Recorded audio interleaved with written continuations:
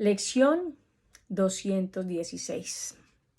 Estamos repasando la 196, ¿cierto? En esta conexión. Y recuerda que seguimos descansando en este pensamiento central.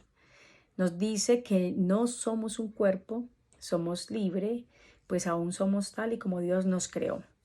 Y la idea de hoy 196 nos dice, no puede ser sino a mí mismo a quien crucificó, ¿cierto?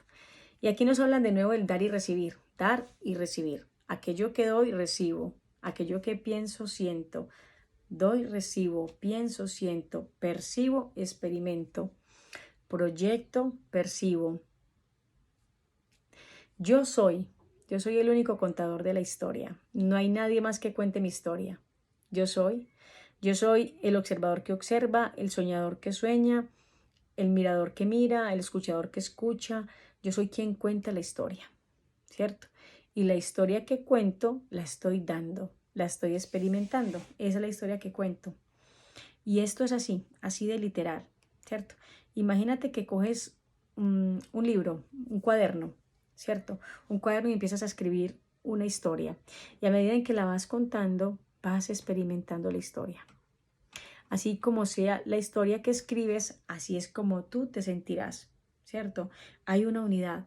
No puedes contar una historia y sentir otra cosa diferente. No puedes, ¿cierto? Porque el libro es puro, el cuaderno. Y desde el libre albedrío puedes contar la historia de Dios y también puedes contar otro tipo de historia, ¿cierto? O puedes ver desde el ego o desde el espíritu, o sea, desde Dios. Entonces, cuando tú escribes y estás contando la historia, una anécdota, una situación donde hay alguien sufriendo, alguien que está atacado, ¿cierto? Está siendo atacado o está representando vulnerabilidad, debilidad, estás experimentando la historia, ¿cierto? Porque eres tú quien cuenta la historia. Y si cuentas la historia es porque está en tu mente. Y experimentas y vives la historia que estás contando. Ahí mismo. No hay nada fuera de la historia, no hay nada. Ahora imagínate que creyeses que la historia está fuera, que no tiene nada que ver contigo, ¿cierto? Pero no te das cuenta de que tú eres quien la escribe y que se está escribiendo a medida en que la piensas, se está escribiendo sola. Así que tú eres el narrador de la historia. Pero luego ves la historia y ¿qué te dices? ¿Quién ha escrito esto? Esto es condenable y sigues escribiendo, sigues escribiendo. Entonces no puedes dejar de contar la historia, no puedes dejar de escribir el libro. Y ahora mismo estás contando la historia, esa historia, ¿cierto? Y esa historia es tu historia. Y el curso lo llama el soñador del sueño. O sea, estás soñando todo esto. Por tanto, si estás escribiendo una situación donde alguien está siendo atacado, donde alguien está enfermo, o alguien se venga de alguien, o alguien es malo, peligroso, miedoso, entonces estás viviendo esa experiencia, estás atacándote a ti mismo, ¿cierto? Como dice el curso, todo lo que hago me lo hago a mí mismo. Si ataco, sufro, ¿cierto? Si perdono, se me dará la salvación, o sea, lo recibo. Y entonces, ¿qué es la salvación? Cuando en tu historia dejas de representar los pensamientos del ego. Cuando en la historia que estoy escribiendo empiezo a hacer las paces con todos los personajes o situaciones que acontecen en la historia y me doy cuenta que soy el contador de la historia, que hay otra manera de contar la historia, ¿cierto? Que hay una manera verdadera cuando mi guía es el Espíritu Santo y ya no empiezo a escribir una canción de desamor, ¿cierto?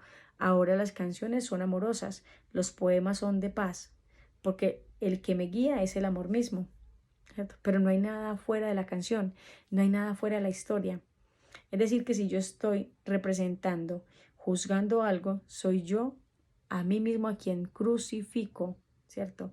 Pero si perdono, me salvo, ¿cierto? Cuando en esa historia comienzo a ver y a contar esa historia de unicidad, de inocencia, de luz, de perdón, de gozo, de abundancia, de ilimitación, de paz, entonces experimento esa historia.